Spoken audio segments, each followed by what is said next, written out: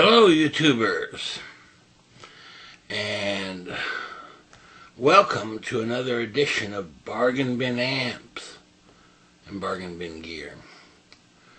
And unfortunately, I believe that I've opened a can of worms. And as we go along, I'll try to explain. Okay, now, since I play pretty much by myself, and I use a lot of loops and things, I don't have a bassist, so I emulate bass on guitar using an octave pedal or what have you. For example,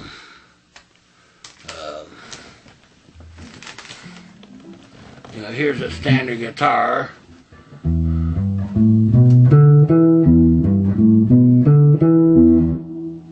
Okay, standard guitar, but if I use an octave pedal,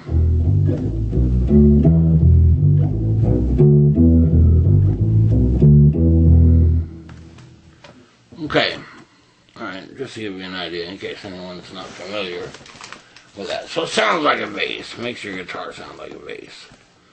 Now, because of the looping and so on, right? Well, everything, if I loop a bass part and then go on the guitar, everything gets sent to guitar amps, and more importantly, guitar speakers, right?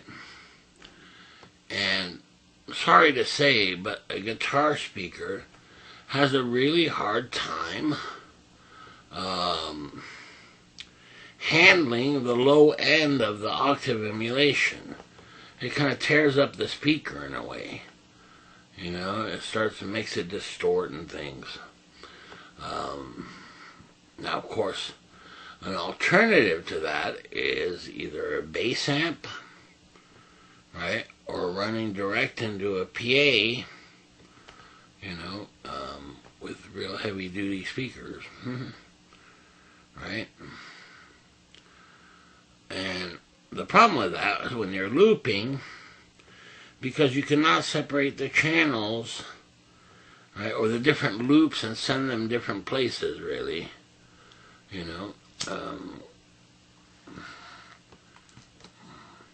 then you'd have to get another looper and then sync it, and that's a whole other thing, right, something I'm working on. So, when I had to know, well, I remember, years ago I used a PA, actually. I would take the octave signal into a mixer, out to a power amp, and then to two PA speakers with big 15-inch speakers. Very much like a big bass amp. And trying to figure out, well, which is better, PA or bass amp?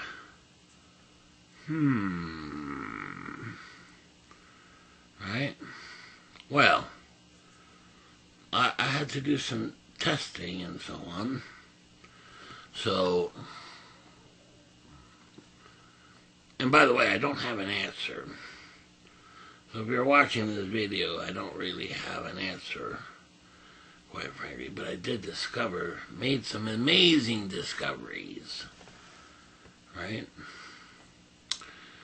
And so, in my shed,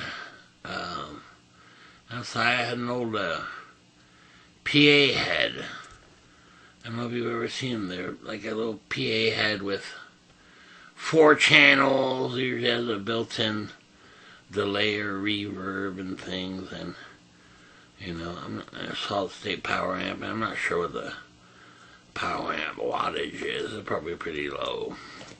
And these are the kind of little PA heads that you find kind of at pawn shops and garage sales and things. I mean, these are not exactly high-end equipment here. I mean, we're talking, you could probably find them for like $25 to $50, something like that, used. they're all over the place, right? But I thought, well, I've got this, so when I try another thing, I pulled out of these PA speakers, right? And sure enough, they had a 15-inch speaker and a horn and so on. So I hooked it up, right? I guess first let's take a look at the little PA head here. So there's a little PA head right there, right? It's all dusty and stuff because I was in my shed and stuff. And the handle didn't look all that great. It's missing a couple of knob covers. You know, I didn't know what to expect, but it was worth a try anyway, right? And in particular, I wanted to see if maybe separating the bass from the guitar, right, wouldn't tear up my guitar speakers. And when I was playing loops and the bass was going through the guitar, the bass sound was going through the guitar, well, it didn't make for a very convincing bass, you know, because it just doesn't have much low end at all. So anyway, so there's 4 channels. They're identical. This one has on each channel has a built-in delay of some sort. Very strange. But anyway, so, and then I'll show you here if I can get to it. And this one's kind of hard to see. Come on. If it'll... Okay, there's the top of it anyway. So this is a big old PA speaker, and I've got a pair of these. And they're quite big, actually. I can't really show them all that well. Anyway, so there you go. There's a PA speaker. Goes all the way to the floor there. Alright, and keep in mind that, you know, these are, well, I mean, these are not like the PA speakers of today. You know, powered speakers and high-end powered speakers. I mean, these are, well, they're cheapos, really. Same kind of thing. I mean, you could probably find a pair of these, you know, on eBay or Craigslist or something. Probably for $100 or less, probably. But anyway, I had them, so I wanted to try, and what a perfect opportunity to do that. So I guess the way we're going to do this is, first we're going to listen to it through a guitar speaker. Okay, and here I'm using a TC Electronics Plethora, and I'm just using the sub and up octaver that's on there, right? And so we're going to run that into the guitar cabinet and take a listen to it.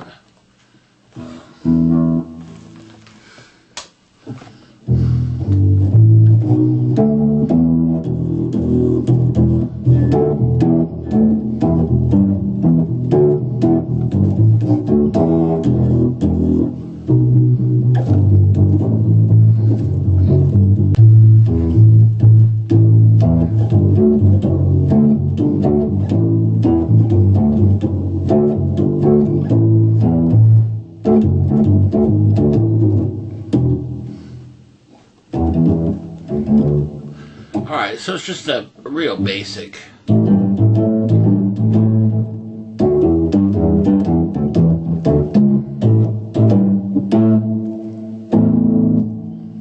Alright, so that's not really very convincing, is it? It doesn't, well, it doesn't really sound like a bass.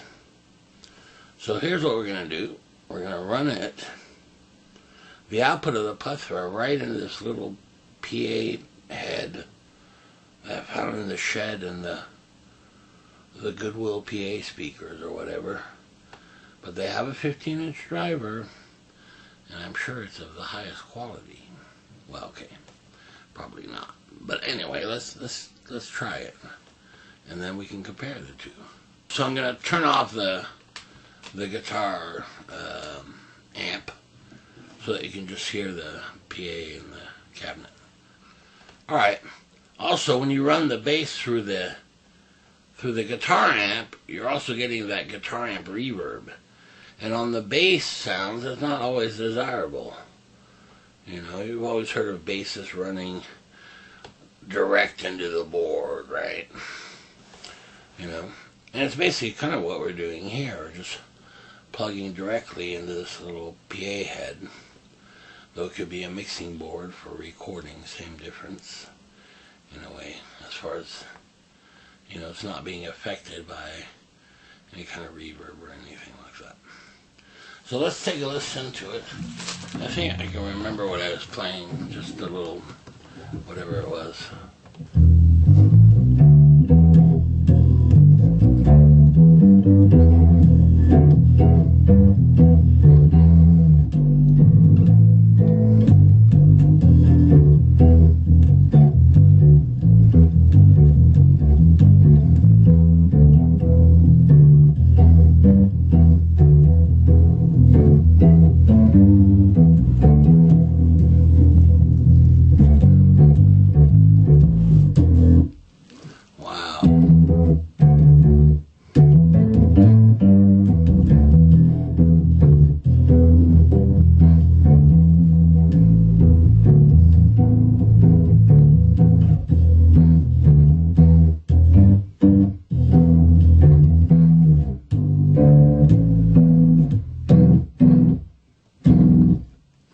Okay, so much more convincing, really, you know, and that's just mono. It is a stereo little PA head, so you could hook up the other cabinet too.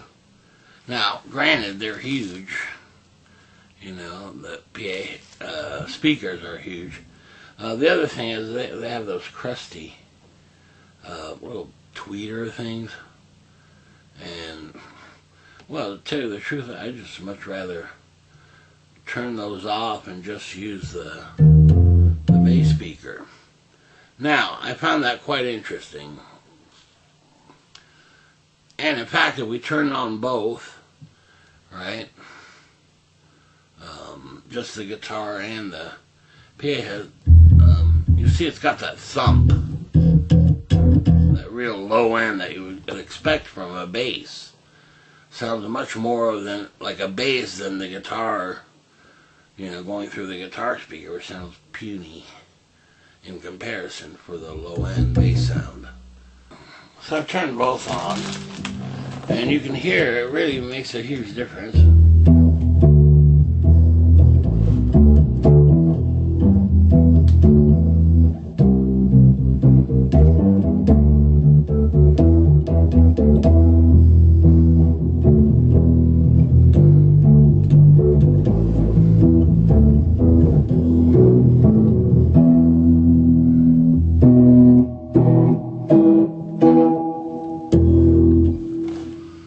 So it starts to sound like a bass, kind of, or at least pretty close.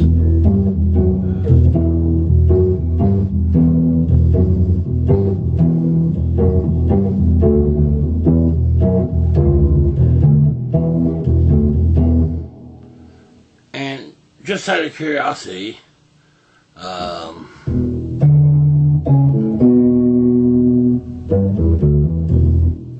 let's turn off the guitar amp again.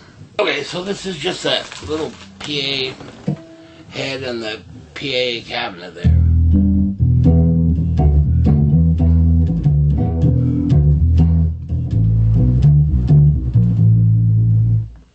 Alright, and it's making everything shake. I mean, it's...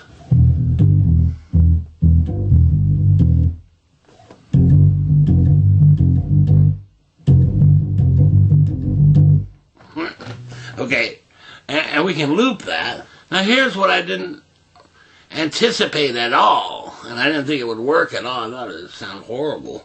Check this out. Alright, here's just the bass, so we'll play just... And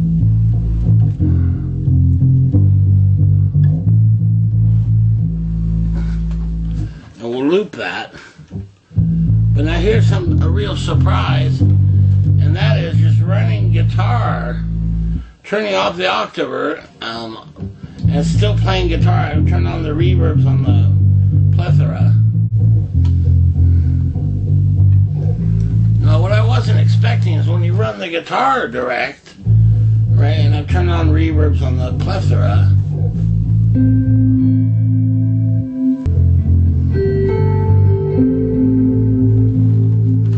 And we can loop just the guitar part.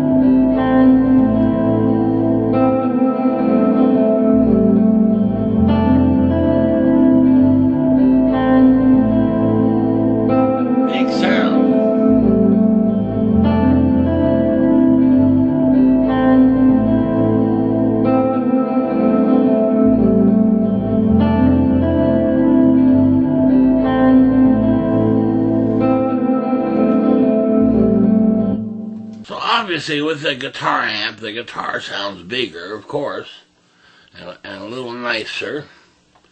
But in a pinch, you know, if you really had to, you could definitely play without even an amp, just right into this little PA head and out to the PA cabinet. And definitely you get the big thump of the PA speaker for that low end, and it's not tearing up the guitar speakers. You know, and it sounds much more convincing too. So, wow. And keep in mind, I mean, this isn't the highest quality PA here. You know, I mean, to give you an idea, and I know you shouldn't do that, you should use a speaker wire, which I didn't have. What I did have was a broken guitar cable on one end, right? And for whatever reason, you know, that's the problem with these darn PA cabinets. They drive me crazy. The reason is there are so many different connectors and everybody thinks they're right. So you've got Nutrix connectors, you've got XLR, you've got a 1/4 inch, you've got bare wire, you know. So it's going to be one of those. And on this particular one, it's a bare wire. You know, very much like you connect a little stereo speaker to your stereo, or whatever, you know, back in the day anyway. You know, you had a little black terminal and a red terminal, and you put the little wire in there, speaker wire, and they'd have a little clamp, you know, and you'd hold down to push it in there. Well, it's kind of like that, but on the back of the PA head, it's 1/4 inch. You know, kind of a, you know, like a guitar cable jack. So I had to make a cable, and that's why I don't have the other speaker connected yet, right? Because I haven't made another cable. You know, I didn't think this would work at all, and I thought the sound would be tremendously bad. You know, as that's not the case at all. Now, and this is leads me to another thing.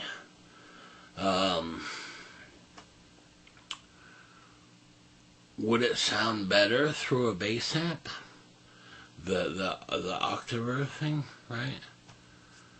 Would it sound more like a bass guitar? Right?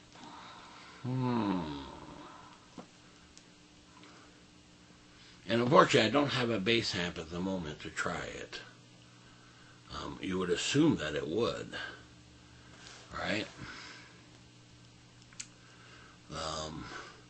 And I'm not talking about these little tiny, you've seen them, little, right, bass amps, and they have like, you know, a little 6-inch speaker or whatever. That's not going to cover it.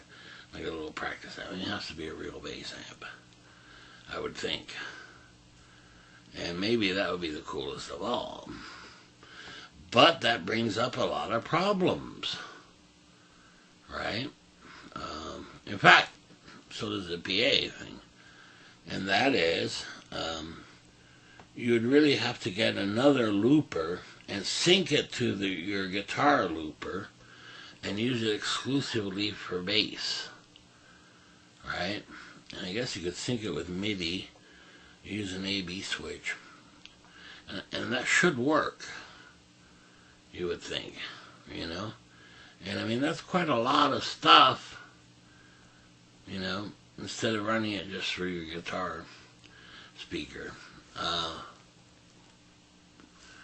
But it's always been, I mean, I've been doing looping stuff for a long time, and I'm telling you, running the bass through the guitar speaker is just not the greatest, you know, as far as bass sounds go. You know, now you can do it, don't get me wrong, it can be done, but it's really hard on the speaker.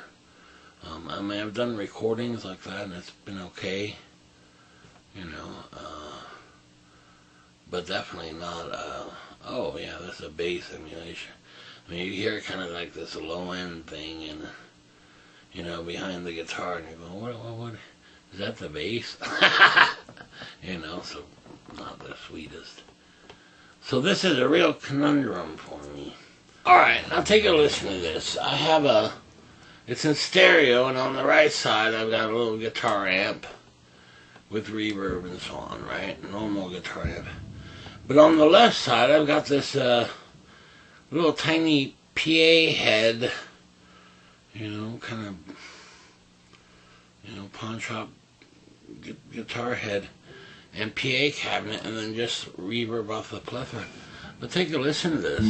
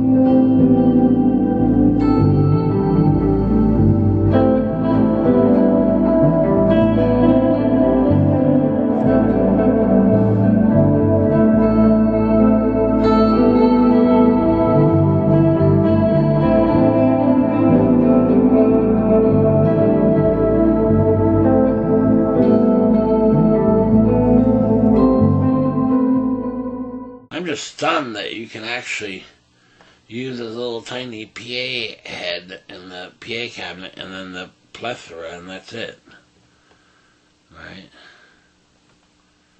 And still get an okay sound. I mean, it's hard to believe. And you got 3 more channels, so you could add a drum machine vocals, even keyboards, all of that stuff. You know, so very interesting. So I wanted to show you that, something I'm experimenting with. I'm considering maybe a bass amp would do that. And the horn on these PA cabinets, man, it's like cheapo Radio Shack.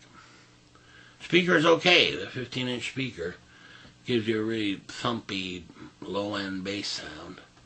But the little tweeter horn thing, I mean, it really is Radio Shack. And I mean, I can distort that with just the guitar, you know. Sad. Alright. Well. So anyway, this is something I'm working on, and we'll see what I come up with, what works best for me, you know. We'll see. At least it opens up another possibility. So it's worth a while in that sense. Alright. Very good. See you next time. Bye.